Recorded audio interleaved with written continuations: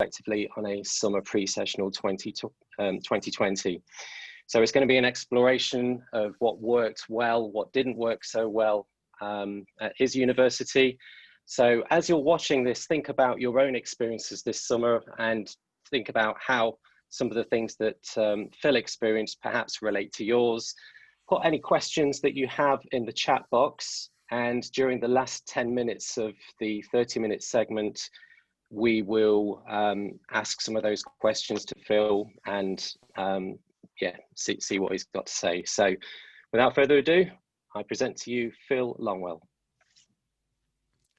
Thank you, Craig, for the introduction. I hope that you can hear me. As I've gone to presentation mode using Google Slides, I can't currently see the chat. I hope to get the chat back in just a second. If you just bear with me, I can do that now. Yes, I can do it as a pop-out window. So great, thank you. So thanks to Penny and the team at TELSIG.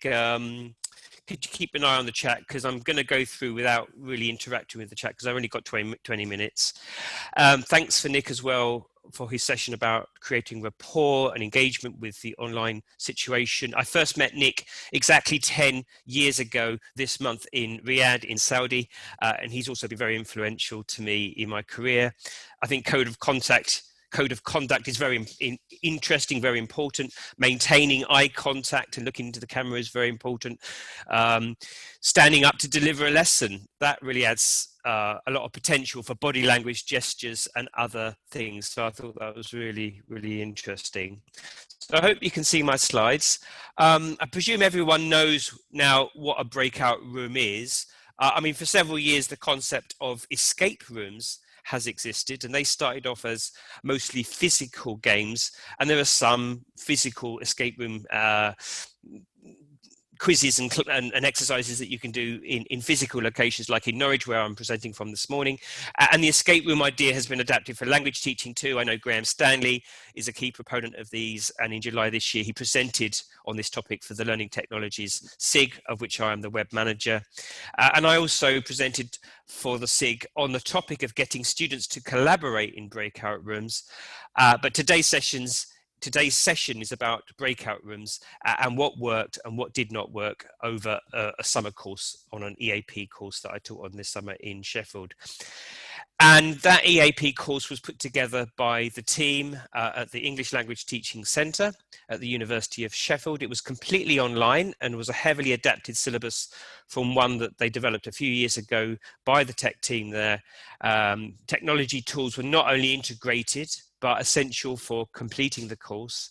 They also had a flipped learning model in place, so the students would do a lot of the groundwork before the live class. I'm sure you're familiar with the kind of flipped learning methodology.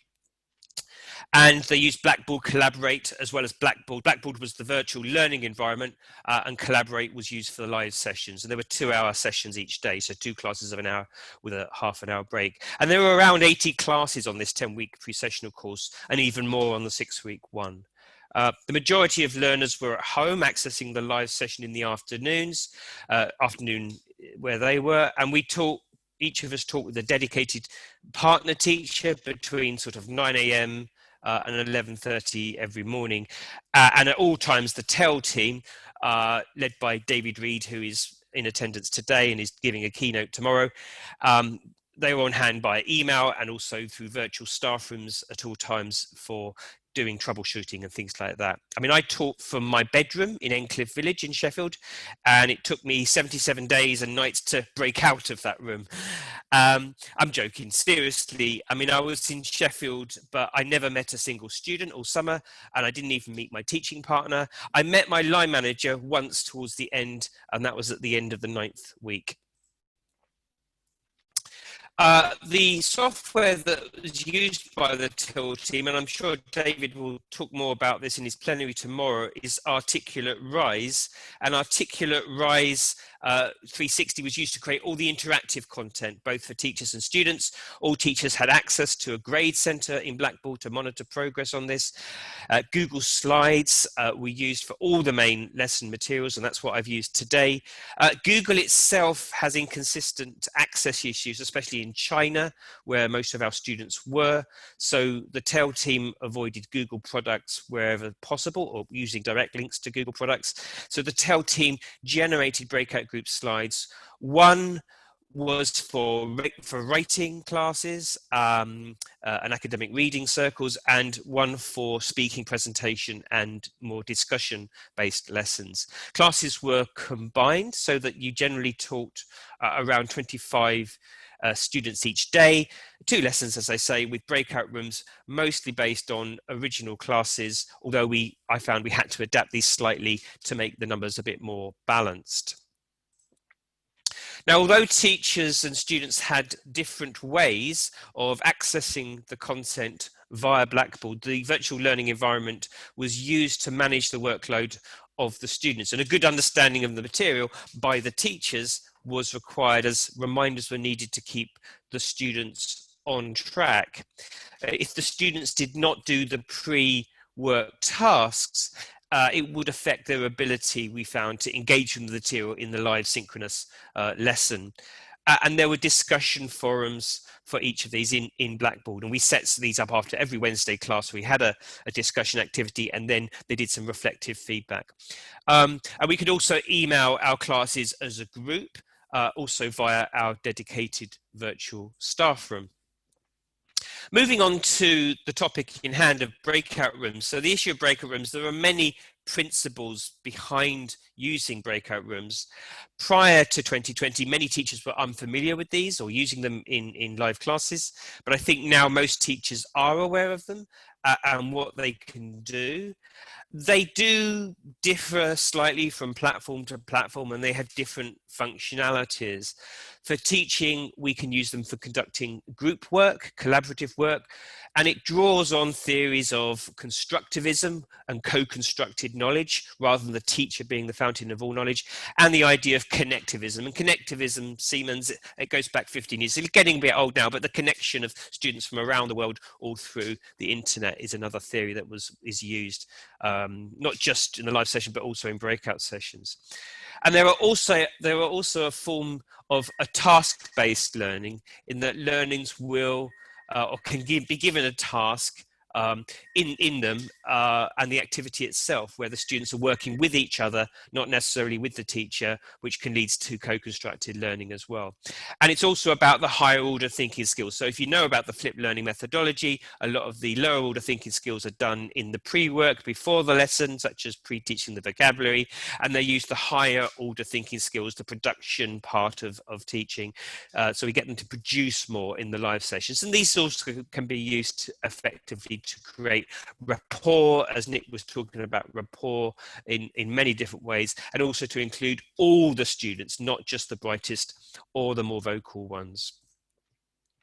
Now, in Collaborate itself, breakout rooms have certain advantages over Zoom, which is probably the most widely used live teaching tool at the moment.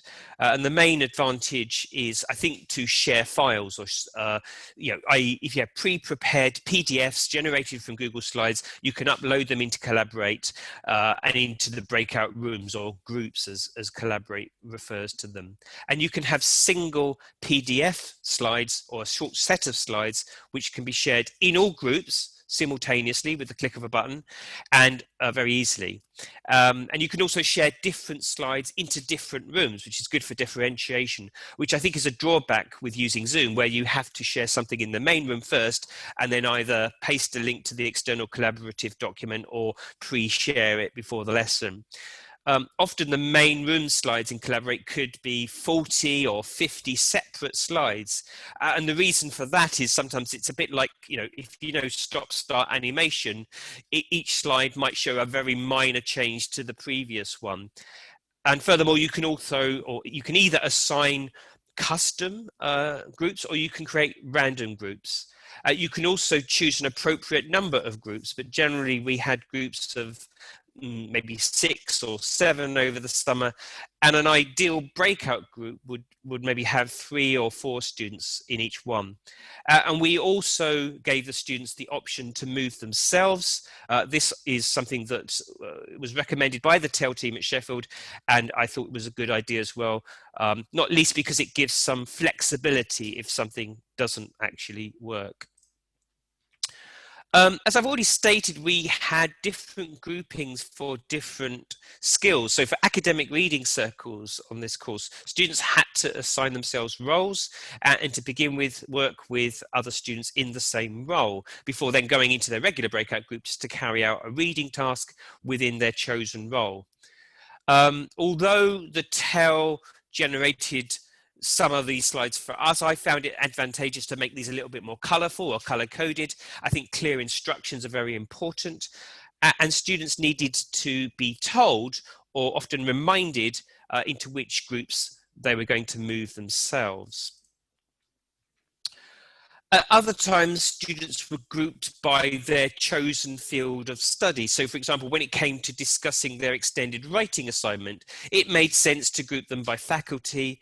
And in one class, for example, I had geography, urban studies, planning, landscape students, while in another class, it was all students aiming for the Department of Music, the music faculty. Now, whilst on an EAP course, we steer students away from collusion in their academic writing, it was useful that students in the same faculty spoke to each other to discuss their chosen topic or their chosen essay title. So the idea of mixing up the groupings not only brought some variety into the mix, but kept the students on their toes in respect of how the lessons were managed. And we would do this in the breakout sessions. And another feature of collaborating particularly, and you get this with Zoom as well, is annotation. So the annotation toolbar pops up. Once inside a breakout group or breakout room, students have some more of the moderator features. And these are very useful for drawing on slides, doing discussion activities, highlighting key features of a text, for example. And by default, students don't have the annotation toolbar in the main room, although you can enable this. But it works better, it works well in breakout sessions, and students often use these, independently and voluntarily. You don't have to tell them to use it, they generally find it for themselves. Although in the first couple of lessons, you can point this out to them, they've got that option. And of course, in the breakout sessions, you also have the group chat, which is separate from the main or everyone chat, which could be used by students to write ideas and answers down, which could be copied and pasted in the everyone chat when all the students came back into the main room. Okay, I did say I would explore in my abstract what didn't work on the course. So before I talk about the good things and what did work, let's look at some problems.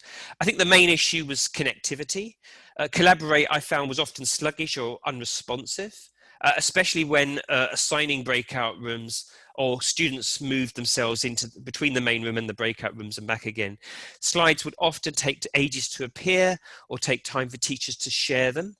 I think if clear instructions were not given first, then students would either end up in a room, sometimes with no slides or not knowing what to do, so silence for several minutes. Not seeing their cameras too, so not being able to see the students on camera, and Collaborate is limited in this respect. You can only have about 4 videos on at any one time. I know this is problematic for my partner teacher in particular, not being able to see students. I always knew that they were there, but students unwilling to speak, this often stemmed, I think, from unclear instructions or not having done the interactive content beforehand. And there were also some glitches with Collaborate, where slides were not consistently shared in a timely manner. And often myself or my partner teacher would share the breakout slides or share the main slides of 50 slides in the breakout rooms accidentally. However, despite all of these teething problems, we got used to the functionality of Collaborate, and eventually we adapted some of the materials. And the materials often included a self-study section for some of the learners, as you can see on example slide on the screen here. So for seminar discussions, they often had to reflect on their own performance in their discussion. But as teachers, we also reflected on our own performance as we went along and how we managed the live session. And we kind of learned as teachers teaching in online for the first time to groups in this kind of situation. And the virtual learning environment of Blackboard was there always as a sort of backup if we needed to clarify something or set reminders for work to be done. As I also stated, I will talk now about what did work. So moving on to the things that did work, and I'm generally more in favour of what happened with Collaborate over the summer. So I put together some tips. Now these are mostly based on my own experience of using Collaborate this summer, but it could be transposed. They could be transposed to other platforms.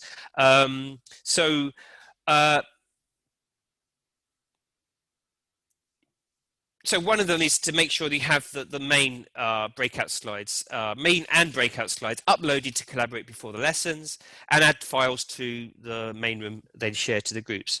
Pre-assign breakout groups. So you always have a time before the lesson actually begins to pre-assign the breakout groups, get them set up, at least for the first breakout session. Do this before the lesson start and preload the breakouts slides into the breakout rooms before you start, because generally students, when they arrive, they don't go straight into the breakout rooms. They got used to very quickly knowing that they should be in the main room to begin with. Give clear instructions, as I've already alluded to. What should students do and not do, and how long do they have in each breakout session?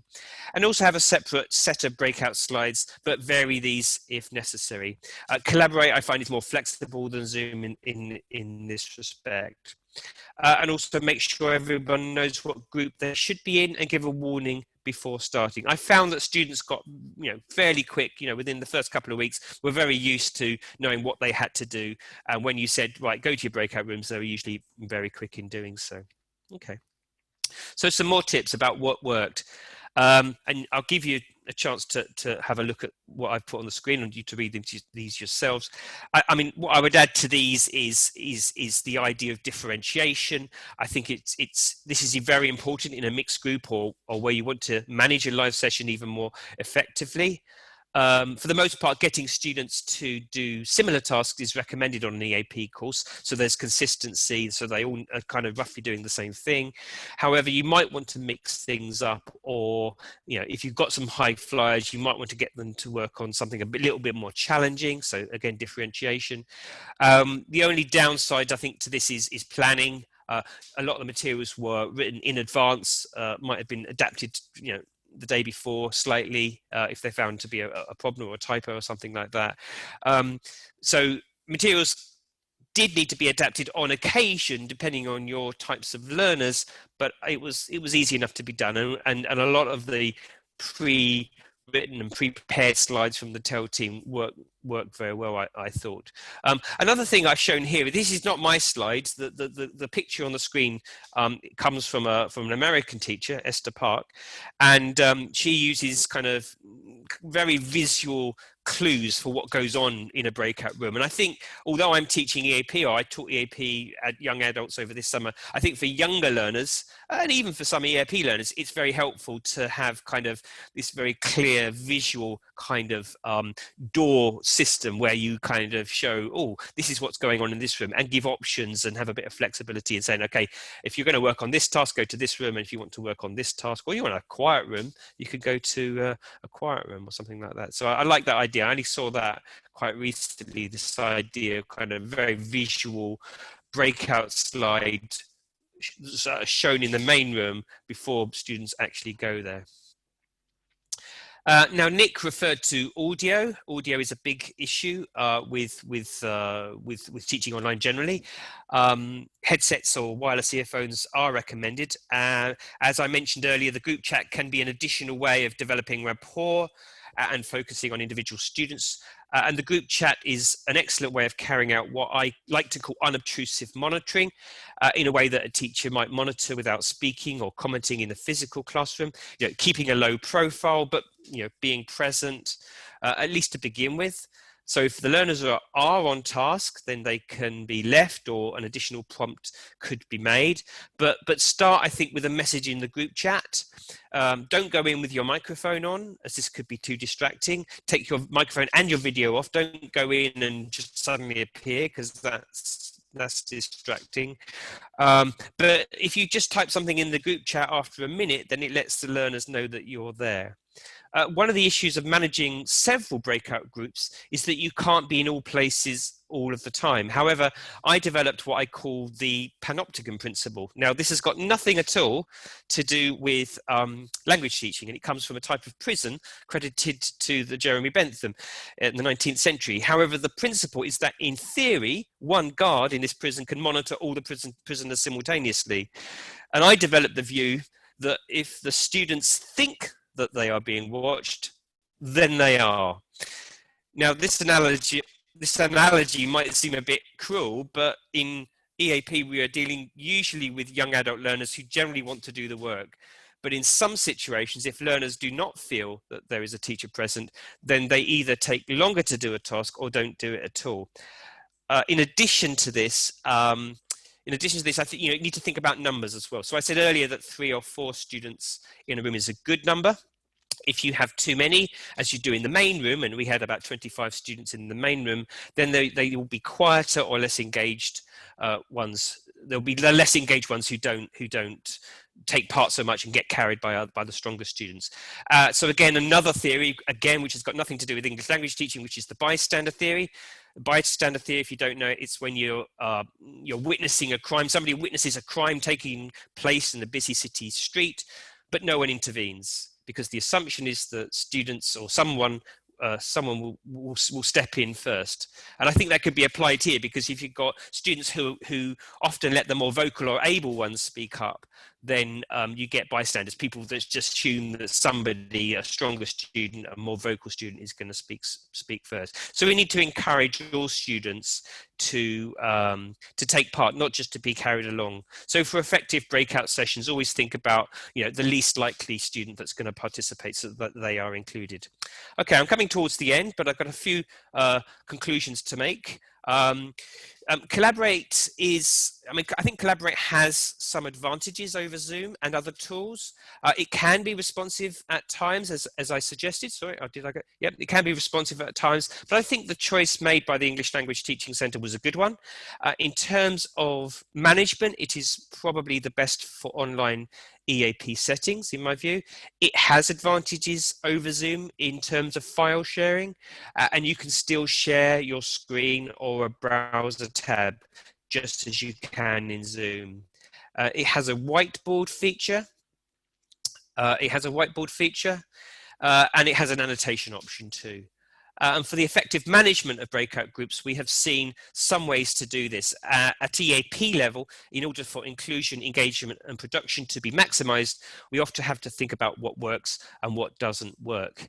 And I know MS Teams, a lot of people mentioned in the chat earlier that they're working with Teams, and I have to use Teams now where I work with adult learning in the community, back in my job now in Norfolk County Council in the UK. And MS Teams is rolling out virtual breakout rooms very soon, and I'll be using those, but this presentation is not about Teams, it's more about Collaborate. So I've gone very, very quickly through that, because I know that I only had about 20 minutes, so I need a bit of time for some questions.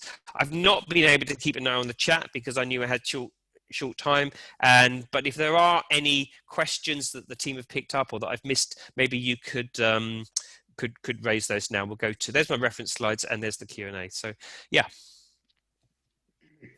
Thank you, Phil. That was very interesting. Particularly interesting because I guess a lot of us have been teaching over the summer will have been using breakout rooms in either Collaborate, Zoom, or Teams. So I guess we can all relate to some of the things that you've talked about there, particularly with the principles, the do's and don'ts, the things that can go wrong. Just having a look through the chat to see what kind of questions we've got coming up. I think one person was just asking if you could explain again the panopticon idea. Yeah, again, this is my own original thought, because I don't think comparing students to prisoners is not a good way to go forward. But the panopticon principle it's a 19th century design for a prison where you had one single security guard who could monitor the whole prison from a central point. So it's the idea that a lot of people have fears about breakout rooms is you can't monitor all breakout groups simultaneously. So we had, for example, maybe 6 or 7 breakout groups going on at the same time and 2 teachers to monitor. You can monitor them, but you have to go in and out of each one. And so the idea of the panopticon principle or what I'm trying to do here is, I don't know how well or not I'm doing it, but it's kind of saying that if students think that they are being monitored, then effectively they are. If they think they're being watched, then they are being watched. So what I mean by that is, I mean, for adult learners, you'd expect them to get on with the task, but sometimes they don't, or they need kind of prompting or encouraging. So you can't be in all places at all times, but you can work on a principle that if they think that you could drop into their breakout room at any moment, then they are more likely to start the task quicker and get on with it more effectively. I hope that answers the question. Sure, thank you. Another question from Chris Bannister, who's asking, if students didn't do asynchronous preparation for planned breakout room tasks, how did you manage this in the live sessions? Good question. It was very noticeable, I found, when they hadn't done the task, because they were quieter, they were more silent, they were slower to get on with the task in the breakout session. So I would go into, say, a group, and there might be 4 in there, and there'll be silence, or they'd have the breakout slides and they knew the task, but they needed a bit more thinking time to get their head around it. And often when I went into a breakout session, they were like, the first things I would hear was, so what do you think about this? And they were a little bit off their guard because they hadn't done the prep. And it was noticeable when we had a grade center in Blackboard, and we could see which students had done the work prior to the lesson, which was very useful. I never picked on a student and said, oh, you haven't done the work. It was just useful for me to make a mental note and go, okay, they might need a bit more support. So I'd go, okay, I'll go into group 4 today because I know 2 of them haven't done the task, or it doesn't look like they've done the pre-task. So it's very important, and David Reed will attest to this, for the flipped learning interactive content is not optional homework. It's essential as part of the course, because if you don't do it, then they are less prepared for the live session. Okay, thank you, Phil. Just having a look on Padlet as well. There's a couple of points in there. One says, what ideas do you have for students to share their work and bring their work back to the main room? Sorry, could you say it again? So what ideas do you have for students to share their work and bring their work back to the main room? I guess perhaps they're working on a task in the breakout room, and then they have to bring it back to the main room to show it to the class. So what I generally learned worked well was to get them to use the group chat in the group. So in their breakout group, and they call them groups rather than rooms in Collaborate, is to type something in the chat so that when they come back, they can copy and paste their answers into the thing. I also sometimes enabled the annotation toolbar in the main room so that they could write things on the screen. But I don't think that works as well, because it takes them time to find the text feature or write it clearly, and writing using a mouse is not always the best option. So use the group chat, encouraging them to use the group chat so that they could copy and paste answers, which they could then type into the everyone chat when they came back. That was the best way. I know it works differently in Zoom, because with Zoom you have to use something like Padlet, as we're doing today, or a Google Doc, but Google Doc wasn't available.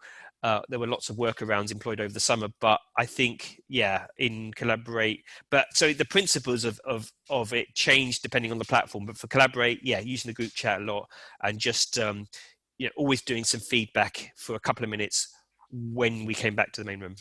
Hope that answers a little way. That's brilliant. Thank you very, very much for your presentation and for answering those questions, Phil. Thoroughly enjoyed that. Okay, just a reminder as well to everybody, as I've mentioned a couple of times already, so the conversation does continue